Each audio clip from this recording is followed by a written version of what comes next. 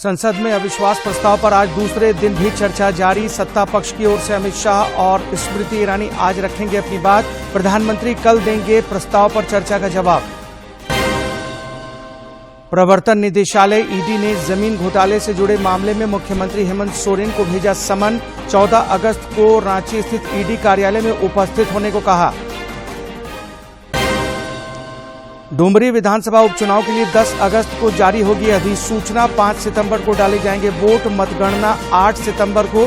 आदर्श आचार संहिता लागू। और 2 दिवसीय झारखंड आदिवासी महोत्सव का आयोजन आज से राजधानी रांची में। आदिवासी कला संस्कृति की दिखेगी झलक।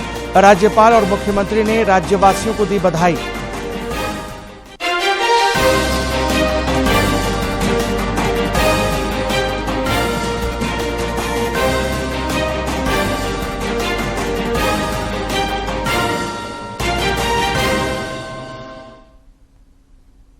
नमस्कार, आप देख रहे हैं खबरें झारखंड। इस वक्त के तमाम ताजा तरीन और अहम खबरों को लेकर हाजिर हूं मैं राहुल शर्मा। लोकसभा में विपक्ष द्वारा लाए गए अविश्वास प्रस्ताव पर आज दूसरे दिन भी चर्चा जारी रही। विपक्ष की ओर से कांग्रेस पार्टी के सांसद राहुल गांधी चर्चा में शामिल हुए। वहीं सत्ता पक्ष की ओर से अमित शाह और स्मृति ईरानी आज अपनी बात रखेंगे। उधर प्रधानमंत्री नरेंद्र मोदी कल अविश्वास प्रस्ताव पर चर्चा का जवाब देंगे। इससे पहले आज सदन की कार्यवाही शुरू होने पर लोकसभा अध्यक्ष ओम बिरला ने अपने संबोधन में कहा कि देश आज भारत छोड़ो आंदोलन की वर्षगांठ मना रहा है। इस दौरान सदन ने राष्ट्रपिता महात्मा गांधी और सभी स्वतंत्रता सेनानियों को मौन रखकर श्रद्धांजलि दी। बाद में विपक्षी सदस्यों के शोर शराबे के बीच ही प्रश्नकाल के दौरान सदस्यों ने जनहित से जुड़े प्रश्न किए, जिसका जवाब विभागीय मंत्रियों ने दिया। बाद में विपक्षी सदस्यों के हंगामे के कारण सदन की कार्यवाही दोपहर 12 बजे तक के लिए स्थगित कर दी गई। On the lines of NHDP and PMGSY, if so, the details thereof and the action taken thereof. Whether the government proposes to fix any time limit for the expansion of rail network, if so, the detail thereof. Whether some regions are beyond the reach of railways due to unfavorable. इधर राज्यसभा में भी भारत छोड़ो आंदोलन की वर्षगांठ पर स्वतंत्रता सेनानियों को श्रद्धांजलि अर्पित की गई। इसके बाद राज्यसभा के अध्यक्ष जगदीप धनखड़ ने प्रश्नकाल चलाने का प्रयास किया, लेकिन विपक्षी सदस्यों के हंगामे के कारण कार्यवाही भोजनावकाश तक के लिए स्थगित कर दी गई। तुषार गांधी जी को आज सुबह अरेस्ट कर दिए। अगर तुषार गांधी को अरेस्ट करते हैं तो मैं समझता हूं, देखिए सर,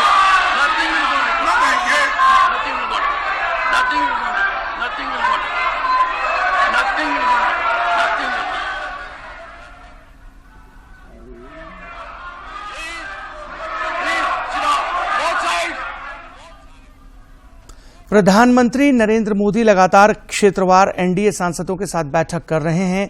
इस कड़ी में आज प्रधानमंत्री गुजरात और दादर नगर हवेली, मध्य प्रदेश और छत्तीसगढ़ के एनडीए सांसदों से मुलाकात करेंगे। कल पीएम मोदी ने महाराष्ट्र और गोवा के साथ साथ राजस्थान के एनडीए सांसदों के साथ भी बैठक की थी। पीएम मोदी एनडीए सांसदों से छोटे छोटे समूह में मुलाकात कर रहे हैं। 31 जुलाई से इस तरह की बैठकों की शुरुआत हुई थी। पीएम हर बैठक में यही संदेश दे रहे हैं कि लोकसभा चुनाव से पहले केंद्र सरकार की योजनाओं की जानकारी आम लोगों तक पहुंचाई जाए। भारतीय जनता पार्टी के सांसद आज देश भर में बड़े अभियान का शुभारंभ करेंगे। भाजपा संसदीय दल की कल हुई बैठक में प्रधानमंत्री नरेंद्र मोदी के निर्देश पर पार्टी के सभी सांसद भ्रष्टाचार, परिवारवाद और वोट बैंक की राजनीति भारत छोड़ो अभियान चलाएंगे। भारत छोड़ो के आह्वान से राष्ट्र को प्रेरित किया और उस समय भारत छोड़ो अंग्रेजों के खिलाफ था। आज देश हर बुराई को कह रहा है क्विट इंडिया, इंडिया छोड़ो। Corruption quit India, nepotism quit India, appeasement quit India, भ्रष्टाचार इंडिया छोड़ो, परिवारवाद इंडिया छोड़ो, तुष्टीकरण इंडिया छोड़ो। तो आइए मिलकर संकल्प लें इन बुराइयों को क्विट इंडिया। प्रधानमंत्री नरेंद्र मोदी ने भारत छोड़ो आंदोलन की वर्षगांठ पर ट्वीट किया है। उन्होंने सोशल मीडिया पर भारत छोड़ो आंदोलन से संबंधित एक वीडियो भी शेयर किया है। भारत के सबसे बड़े आंदोलनों की साक्षी रही है। 9 अगस्त को ही पूज्य बापू के नेतृत्व में क्विट इंडिया मूवमेंट यानी इंडिया छोड़ो आंदोलन शुरू हुआ था। पूज्य बापू ने अंग्रेजों को साफ साफ कह दिया था क्विट इंडिया। इसके कुछ ही समय बाद देश में ऐसा एक जागरण का माहौल बन गया, एक चेतना जग गई। आखिरकार अंग्रेजों को इंडिया छोड़ना ही पड़ा। आज हमें पूज्य बापू के आशीर्वाद से उसी इच्छा शक्ति को समय की मांग है, हमें आगे बढ़ाना ही है। आज हमारे सामने विकसित भारत निर्माण का स्वप्न है, संकल्प है। इस संकल्प के सामने कुछ बुराइयां रोड़ा बनी हुई है। इसलिए आज भारत एक सुर में इन बुराइयों को कह रहा है क्विट इंडिया। आज भारत कह रहा है करप्शन क्विट इंडिया यानी भ्रष्टाचार इंडिया छोड़ो। आज भारत कह रहा है डायनेस्टी क्विट इंडिया यानी परिवारवाद इंडिया छोड़ो। आज भारत कह रहा है अपीजमेंट क्विट इंडिया यानी तुष्टीकरण इंडिया छोड़ो। प्रवर्तन निदेशालय ईडी ने जमीन घोटाला से जुड़े मामले में मुख्यमंत्री हेमंत सोरेन को पूछताछ के लिए समन भेजा है। ईडी ने 14 अगस्त को श्री सोरेन को रांची स्थित ईडी के क्षेत्रीय कार्यालय में उपस्थित होने को कहा है। इससे पहले भी 18 नवंबर 2022 को अवैध खनन मामले में ईडी ने हेमंत सोरेन से करीब 10 घंटे तक पूछताछ की थी। गौरतलब है कि जमीन घोटाला से जुड़े मामले में रांची के पूर्व उपायुक्त छवि रंजन और कारोबारी विष्णु अग्रवाल समेत कई आरोपी जेल में बंद हैं। मुख्यमंत्री हेमंत सोरेन को जमीन घोटाले से जुड़े मामले में ईडी का सम्मन जारी होने पर भारतीय जनता पार्टी के नेताओं ने कड़ी प्रतिक्रिया व्यक्त की है। राज्यसभा सदस्य दीपक प्रकाश ने कहा है कि अगर मुख्यमंत्री हेमंत सोरेन में थोड़ी सी भी नैतिकता बची है तो वे इस्तीफा दे दें। करप्ट सिस्टम को संरक्षण देने वाले मुख्यमंत्री तक जांच की आंच पहुंच गई है। कौन बताएगा झारखंड मुक्ति मोर्चा का नेता, मुख्यमंत्री जी के साथ में रहने वाले लोग, और कैसे हड़पा गए मैं बताना चाहता हूं। सेना की जमीन और ये जमीन की जो रजिस्ट्री हुई है, रजिस्ट्री दोबारा की गई है पुराने रजिस्ट्री को खत्म करने के बाद। कानून सबके लिए बराबर होना चाहिए। वह रजिस्ट्री अगर पहले किसी व्यक्ति की हुई थी, उस रजिस्ट्री को अवैध करने का पैरवी किसने किया? और तो और ये जमीन 100 करोड़ से ऊपर की जमीन है। आप इसी शहर में रहने वाले संभ्रांत नागरिक हैं, पत्रकार हैं, थोड़ा उस जमीन के बारे में आप थोड़ा चीजों को जानने का काम कीजिए। वह जमीन भारत की अध्यक्षता में जारी G20 भ्रष्टाचार निरोधी वर्किंग ग्रुप की तीसरी बैठक आज से कोलकाता में होगी। 51 से ज्यादा प्रतिनिधि हिस्सा लेंगे। इस दौरान कई चर्चा सत्र और बैठकें आयोजित की जाएंगी। वहीं बैठक में विभिन्न देशों के प्रतिनिधि भ्रष्टाचार को रोकने के उपायों पर चर्चा करेंगे और इसके बाद 12 अगस्त को G20 की भ्रष्टाचार विरोधी मंत्री स्तरीय बैठक आयोजित की जाएगी, जिसकी अध्यक्षता केंद्रीय कार्मिक, लोक शिकायत और पेंशन राज्य मंत्री जितेंद्र सिंह करेंगे। ये G20 की अब तक की दूसरी मंत्री स्तरीय बैठक होगी। गुरुग्राम और ऋषिकेश में आयोजित क्रमशः पहली और दूसरी ACWG बैठकों के दौरान भारत महत्वपूर्ण और संवेदनशील मुद्दों पर 3 परिणाम दस्तावेजों को अंतिम रूप देकर अंतर्राष्ट्रीय भ्रष्टाचार विरोधी एजेंडे को आगे बढ़ाने के लिए G20 में आम सहमति बनाने में सक्षम रहा है।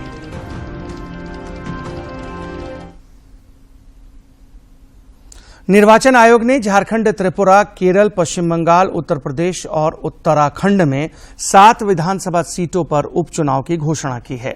आयोग के अनुसार 5 सितंबर को मतदान और 8 सितंबर को मतगणना होगी, जबकि नामांकन दाखिल करने की आखिरी तारीख 17 अगस्त और नाम वापसी की आखिरी तारीख 21 अगस्त निर्धारित की गई है। चुनाव की घोषणा की है। त्रिपुरा की 2 सीट तथा केरल, झारखंड, पश्चिम बंगाल, उत्तर प्रदेश और उत्तराखंड की एक सीट पर उपचुनाव होंगे। त्रिपुरा की बागसनगर और धनपुर सीट, केरल की पुथुपल्ली सीट, उत्तराखंड की बागेश्वर, झारखंड की डुमरी, पश्चिम बंगाल की धूपगुड़ी और उत्तर प्रदेश की घोसी सीट पर उपचुनाव की घोषणा की गई है। 5 सितंबर को मतदान और 8 सितंबर को मतगणना होगी।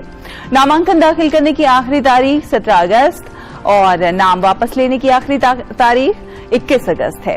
विधायकों की मृत्यु या इस्तीफे के कारण ये सीट खाली हुई है। डुमरी विधानसभा उपचुनाव की घोषणा होते ही आदर्श चुनाव आचार संहिता लागू हो गई है। गिरिडीह के जिला निर्वाची पदाधिकारी सह उपायुक्त नमन प्रियेश लकड़ा ने बताया कि 10 अगस्त को अधिसूचना जारी होने के साथ ही नामांकन प्रक्रिया शुरू हो जाएगी और 17 अगस्त तक नामांकन किया जा सकेगा। वहीं 18 अगस्त को नामांकन पत्रों की जांच होगी और 21 अगस्त तक नाम वापस लिए जा सकेंगे। उपायुक्त ने बताया कि शांतिपूर्ण और निष्पक्ष चुनाव के लिए नक्सल प्रभावित बूथों पर अर्धसैनिक बलों की तैनाती की जाएगी। तंत्र का सबसे बड़ा पर्व हम लोग कहते हैं चुनाव को, और आप लोगों के माध्यम से हम लोग सभी मतदाताओं को या भावी मतदाताओं को यह भी अपील करना चाहते हैं कि अभी पूर्व के दिनों में हम लोगों ने ELC इलेक्टोरल लिटरेसी क्लब, चाहे वोटर अवेयरनेस फोरम, जो अलग अलग फोरम्स रहते हैं जिसमें कि हम लोग प्रचार प्रसार करते हैं और मतदाताओं से अपील करते हैं कि वो जुड़े, अपना वोटर लिस्ट में अपना नाम ऐड कराएं और जो भावी मतदाता है वो भी अप्लाई कर दें। राजधानी रांची में आज से 2 दिवसीय झारखंड आदिवासी महोत्सव का आयोजन किया जा रहा है।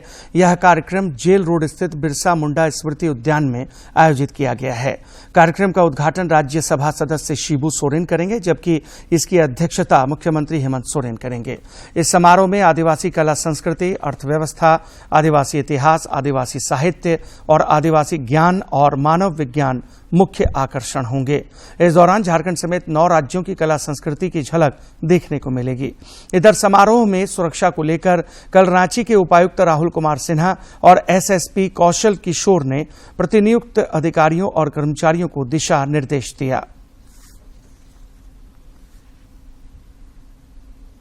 इससे पहले कल रात 2 दिवसीय झारखंड आदिवासी महोत्सव की पूर्व राजधानी रांची स्थित राजभवन में आकर्षक विद्युत साजसज्जा की गई, जो देखते ही बन रही है।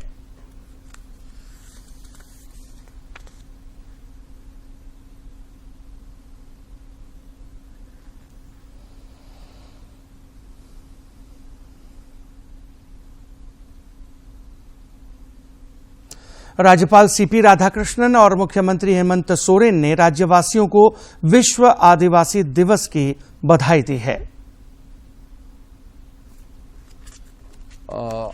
On this day, I want to wish every tribal, every success in their life. God should bless every one of us. Johar to everyone. We all know this day we will take a sankalp that we will provide every health facility, every educational facility, every tribal family should get a house for comfortable living. That should be our ultimate goal, and we will move towards that goal. Jammu Srinagar national highway पर भूस्खलन हो गया है, जिसके कारण जम्मू से श्रीनगर तक श्री अमरनाथ यात्रा को रोक दिया गया है। तो ये तस्वीरें आपको दिखा रहे हैं भूस्खलन की, जहां पर जम्मू श्रीनगर नेशनल हाईवे पर ये भूस्खलन हुआ है, जिससे जो यात्रा का जो मार्ग है वो कहीं ना कहीं फिलहाल के लिए रोक दिया गया है। रांची सहित देश में दूरदर्शन के विभिन्न प्रादेशिक समाचार एकांश में कुल 215 पदों पर भर्ती की प्रक्रिया शुरू हुई है। रांची के लिए वरीय संवाददाता, एंकर सह संवाददाता, bulletin editor, copy editor, broadcast executive, video post production assistant, videographer, packaging सहायक, कंटेंट एग्जीक्यूटिव के पद ऑनलाइन आवेदन आमंत्रित किए गए हैं। अधिक जानकारी https hr.prasarbarati.co.in पर आवेदन भेज सकते हैं। कोई दिक्कत होने पर स्क्रीनशॉट के साथ आप hr.ddnews@gmail.com पर भी अपने परेशानी साझा करें। अधिक जानकारी वेब लिंक https://applications.prasarbharati.co पर देख सकते हैं। और अब कुछ खबरें राज्य के विभिन्न जिलों से।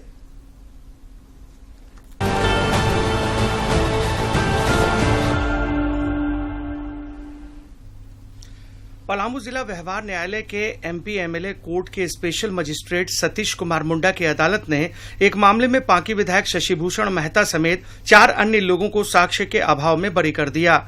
इन चारों पर वन भूमि पर अवैध पत्थर खनन और परिवहन कारोबारी को सहयोग करने का आरोप लगाया गया था। तोरपा विधायक कोचे मुंडा ने जंगली हाथियों से प्रभावित गांवों का दौरा किया और गजराजों को भगाने के लिए गांव वालों के बीच टॉर्च का वितरण किया। मौके पर विधायक ने कोटेंग सेरा स्थित मंदिर परिसर में पीपल के पौधे लगाए। स्वतंत्रता दिवस समारोह की तैयारियों को लेकर संथाल परगना के प्रमंडलीय आयुक्त की अध्यक्षता में बैठक हुई। बैठक में आयुक्त ने राज्यपाल सीपी राधाकृष्णन के दौरे के दौरान सभी निर्देशों एवं दायित्वों का निर्वहन करने का निर्देश दिया। पलामू के उपायुक्त शशि रंजन ने निर्वाचन संबंधी समीक्षा बैठक की। इस दौरान मतदाता सूची विशेष संक्षिप्त पुनरीक्षण के तहत बीएलओ पर्यवेक्षक, सहायक निर्वाचक निबंधन पदाधिकारी एवं निर्वाचक निबंधन पदाधिकारी को आवश्यक निर्देश दिए गए। खूंटी पुलिस ने गुप्त सूचना के आधार पर मारंगहादा थाना क्षेत्र में छापेमारी कर एक व्यक्ति को गिरफ्तार किया है। गिरफ्तार व्यक्ति के पास से एक देसी पिस्टल और 2 जिंदा गोलियां बरामद की गई हैं। उत्पाद विभाग की टीम ने रांची जिले में अवैध शराब अड्डों के खिलाफ कार्रवाई की। इस दौरान टीम ने रातू, सुखदेव नगर, जगन्नाथपुर एवं एयरपोर्ट थाना क्षेत्र में छापेमारी की। मौके पर उत्पाद विभाग की टीम ने अवैध शराब जब्त करते हुए इसमें संलिप्त लोगों को भी गिरफ्तार किया है। जामताड़ा जिले को राष्ट्रीय वेक्टर जनित रोग नियंत्रण कार्यक्रम के तहत फाइलेरिया मुक्त बनाने के लिए 10 से 25 अगस्त तक अभियान चलाकर 100% लोगों को दवा की खुराक दी जाएगी। इसके लिए सभी आवश्यक तैयारियां पूरी कर ली गई हैं। इस संबंध में सिविल सर्जन ने जिले के स्वास्थ्य विभाग के अधिकारियों एवं कर्मचारियों के साथ बैठक कर आवश्यक दिशा निर्देश दिया। हजारीबाग जिले के विष्णुगढ़ प्रखंड कार्यालय में मेरी माटी मेरा देश कार्यक्रम की सफलता को लेकर बैठक हुई। बैठक में प्रखंड विकास पदाधिकारी संजय कुमार कुंगाड़ी ने बताया कि इसका उद्देश्य देश के वीरों के बलिदानों का स्मरण करना है। कोडरमा नगर पंचायत स्थित वार्ड नंबर 1 स्थित फुलवरिया के बिरहोर परिवार के सदस्यों ने जनता दरबार में उपायुक्त से मुलाकात कर अपनी समस्याओं से उन्हें अवगत कराया। इस दौरान उपायुक्त ने उन्हें समस्याओं के जल्द समाधान का भरोसा दिलाया। खूंटी उपायुक्त लोकेश मिश्रा की अध्यक्षता में वर्चुअल माध्यम से मतदाता सूची विशेष संक्षिप्त पुनरीक्षण कार्यक्रम से संबंधित बैठक का आयोजन किया गया। इस दौरान विशेष रूप से घर घर सत्यापन को लेकर विशेष बिंदुओं पर चर्चा की गई।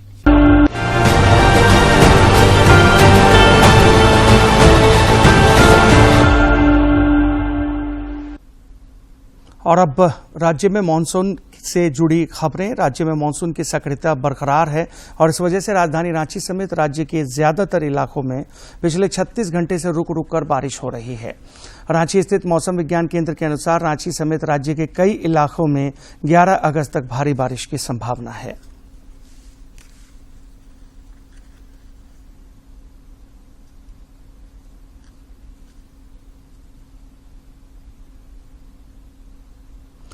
रिजर्व बैंक ऑफ इंडिया की 6 सदस्यों वाली मौद्रिक नीति समिति की 3 दिवसीय बैठक आज दूसरा दिन है।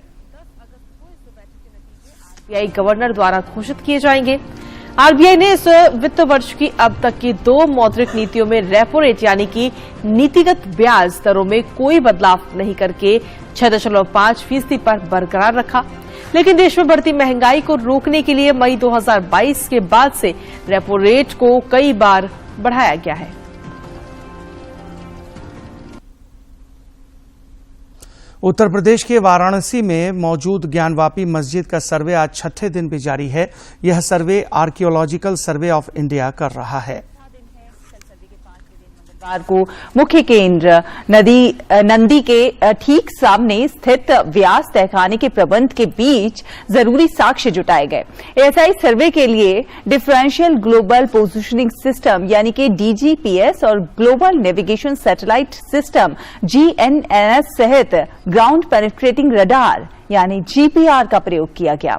बताया जा रहा है कि इसमें तहखाने और उसके नीचे की संरचना की जानकारी सामने आई है।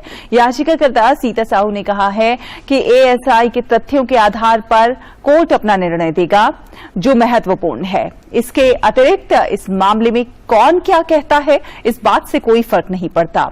ASI को अपनी सर्वे रिपोर्ट 2 सितंबर तक कोर्ट में जमा करनी है। चंद्रयान 3 आज एक नए पड़ाव पर निकलेगा, जिसका नाम है कक्षा न्यूनीकरण युद्धाभ्यास।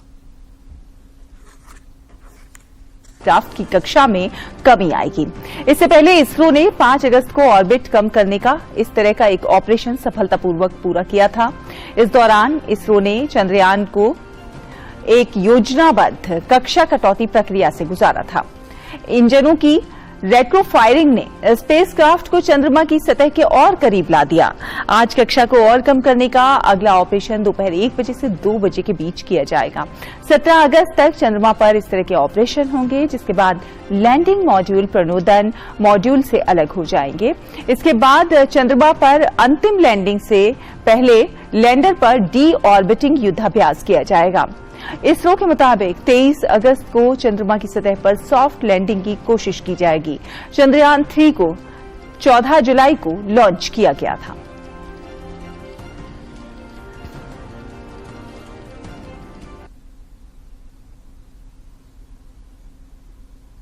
आजादी के अमृत महोत्सव के तहत आज से मेरी माटी मेरा देश अभियान शुरू हो रहा है।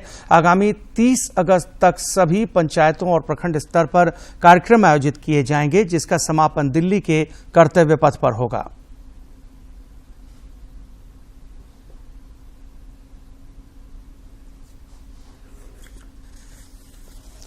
मेरी माटी मेरे देश अभियान को लेकर देश भर में उत्साह का माहौल देखा जा रहा है।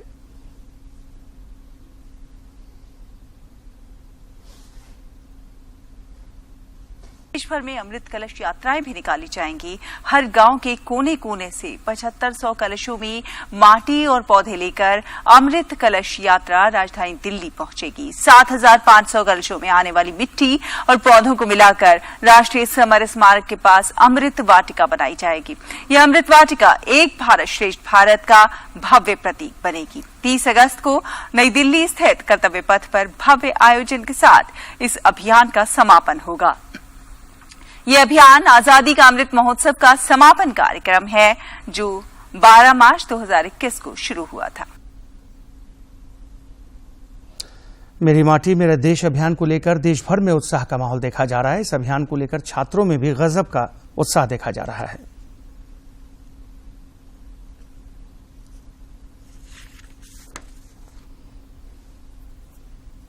मानव श्रृंखला के साथ साथ भारत का मानचित्र बनाया। छात्रों ने पौधारोपण का संकल्प लेते हुए पर्यावरण जागरूकता का भी संदेश दिया है।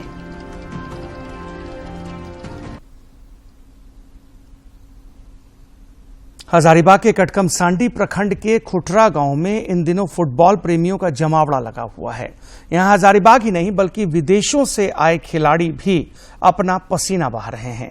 इस वर्ष पहली बार नाइजीरिया, युगांडा और घाना के विदेशी खिलाड़ी आकर्षण का केंद्र बने हुए हैं। इस टूर्नामेंट में धनबाद, कोलकाता, चतरा, जबलपुर और हजारीबाग समेत 16 टीमें हिस्सा ले रही हैं। दूधिया रोशनी में मैदान में दिन रात के इस टूर्नामेंट में खिलाड़ियों के साथ साथ दर्शकों की भी भीड़ देखने को मिल रही है। यही नहीं, विदेशी खिलाड़ियों का जौहर देखने के लिए हजारीबाग से भी लोग खुटरा पहुंच रहे हैं। नहीं मिलता है। हम रांची में जितना आते हैं सब लाल माटी रहता है, थोड़ा सा खाली रहता है, लेकिन आज पहली बार हजारीबाग का जो ग्राउंड लगा बहुत अच्छा लगा। उसके बाद पहली बार ये देखिए, इस बार क्या है कि हमारे पास नाइजीरियन प्लेयर लोग आ रहे हैं पहली बार खेलने के लिए इस ग्राउंड में, जो कि एक हिस्टोरिकल चीज़ है हजारीबाग डिस्ट्रिक्ट के लिए। और प्लस हमारे यहाँ इस बार नाइट का टूर्नामेंट का अरेंजमेंट किया गया है। ये बस ये था कि जो भी टीम्स खेलने के लिए आ रही है वो सब अच्छी टीमें हैं। छाट की टीम को एंट्री दिया गया है इस ईयर, और कैश प्राइज जो हमारा है वही बढ़ाया हुआ है इस ईयर। लास्ट ईयर 1 लाख का प्राइस था फर्स्ट प्राइज, सेकेंड प्राइज 50,000 का था। About this place. Once I would say that because and I'm happy to see all of you here, and I'm very, very excited to because this tournament is very good and it shows a lot of talent here, and I see a lot of people to here. I'm happy to see that. और आइए अब देखते हैं खेल जगत से जुड़ी कुछ और रोचक खबरें। भारत ने तीसरे टी20 मैच में वेस्टइंडीज को 7 विकेट से हरा दिया। इस जीत के साथ ही टीम इंडिया ने 5 मैचों की सीरीज में शानदार वापसी कर ली है। वेस्टइंडीज द्वारा दिए गए 160 रनों के लक्ष्य को टीम इंडिया ने 17.5 ओवर में ही हासिल करके मैच अपने नाम कर लिया। वहीं टॉस जीतकर पहले बल्लेबाजी करने उतरी वेस्टइंडीज की शुरुआत धीमी रही। हालांकि वेस्टइंडीज ने निर्धारित 20 ओवर में 5 विकेट गंवाकर भारत के सामने जीत के लिए 160 रनों का लक्ष्य रखा। चेन्नई में चल रहे एशियाई चैंपियंस ट्रॉफी हॉकी प्रतियोगिता में आज भारत का सामना चिर प्रतिद्वंदी पाकिस्तान से होगा। भारत अपने 4 मैचों में अजेय रहा है, जबकि पाकिस्तान की टीम अब तक केवल 1 जीत ही दर्ज कर पाई है।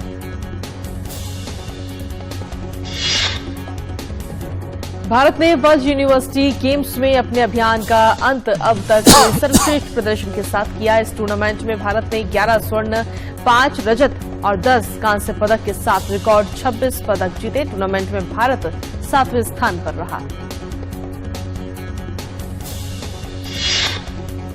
प्रधानमंत्री नरेंद्र मोदी ने वर्ल्ड यूनिवर्सिटी खेलों में भारत के प्रदर्शन की सराहना की है।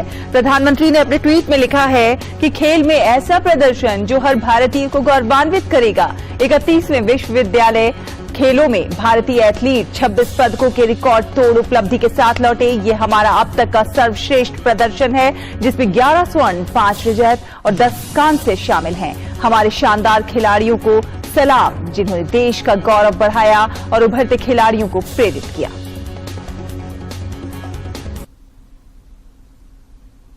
और आइए अब सेहत की बात में जानते हैं मधुमेह के कारण और उससे बचाव के बारे में। मधुमेह का प्रभाव व्यक्ति के पूरे शरीर पर पड़ता है। यदि रक्त में शर्करा का स्तर अनियंत्रित रहे तो आंखें प्रभावित हो सकती हैं।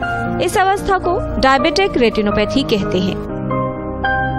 डायबिटिक रेटिनोपैथी होने पर व्यक्ति में प्रारंभिक अवस्था में कोई लक्षण नहीं आते और उसकी दृष्टि प्रभावित हो जाती है।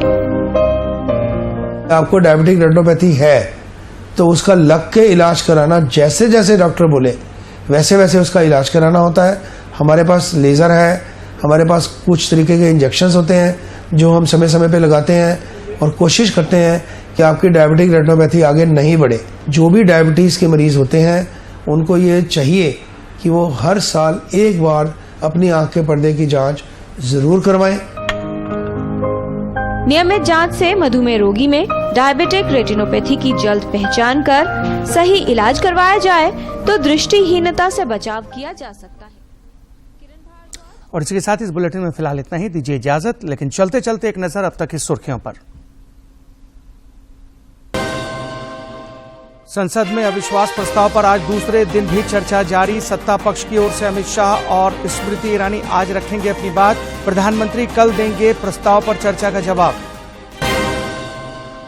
प्रवर्तन निदेशालय ईडी ने जमीन घोटाले से जुड़े मामले में मुख्यमंत्री हेमंत सोरेन को भेजा समन। 14 अगस्त को रांची स्थित ईडी कार्यालय में उपस्थित होने को कहा।